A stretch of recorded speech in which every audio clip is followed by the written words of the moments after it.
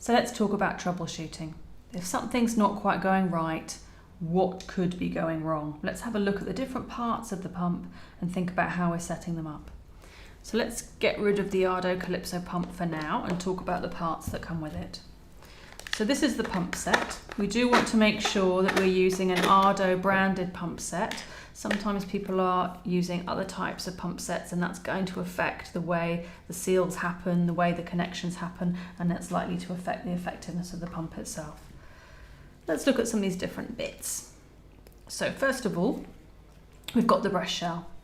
This is a 26mm breast shell, which is the standard size that works for most women. If it doesn't work for you, there's a separate video on choosing breast shell size, so have a look at that. We've got the lip valve, the white squidgier plastic lip valve. We've got the bottle itself, which is obviously going to be used to store the milk. We've got what we call the membrane pot, which is a sort of bowl-shaped, soft piece of silicone. We've got the silicone tube, and we've got the tube connector. The first time we come to pump, we want to make sure that we sterilize 4 of these components: the bottle, the membrane pot, the lip valve, and the breast shell. The pump set lid, the tube connector, and the tube never need to be washed and sterilized. We don't want them to get wet. We don't want water to go inside the tube, because that could mean that water goes inside the pump. They stay dry the whole time. The other parts are also going to need to be dry before we assemble them. So let's just remind ourselves how we put the bits together. With the lip valve, we're going to make sure we handle it on the thicker, stronger end of the lip valve. We don't want to be pulling it on the wedge-shaped bit that's a little bit more fragile. That's the case for putting it on and taking it off as well. So let's pop that on. If we do find when we're coming to use the lip valve that there is any damage, you will find that there's a spare one in the box, and we can always swap it around if we need to. When we're washing the lip valve, let's not use a brush inside that again could cause damage and cause that more fragile part to possibly tear and affect the pump itself and the way it makes a vacuum when we're pumping. Then we're going to screw the bottle onto the bottom of the breast shell, and that's obviously how the milk is going to arrive inside the bottle, by coming through the lip valve.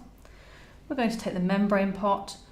When we're going to put it inside the pump, we're going to make sure we do it with the soft, smoother side facing upwards, as if it's a bowl. So the rougher side faces downwards, the smoother side goes upwards. Let's tap it down so it doesn't get caught in the lid when it's time to put on the pump set lid. When it's time to put on the pump set lid, we've got a marker line that's going to line up with the line on the breast shell. Let's find those 2 lines, match them up, and we do a clockwise twist round to the right. There's actually a little tiny dot just there. That dot is then going to end up matching where the line on the breast shell is. Then we're going to get the silicone tube, connect one end to the back of the pump set lid, and the other end is going to be connected to the white tube connector. And then this tube connector is going to go into the front of the pump itself. So if we were single pumping with the Ardo Calypso, we're going to be making sure that the other side of the tube connector isn't left open, because that's going to affect the way the pump works. We want to make sure that that stopper is in.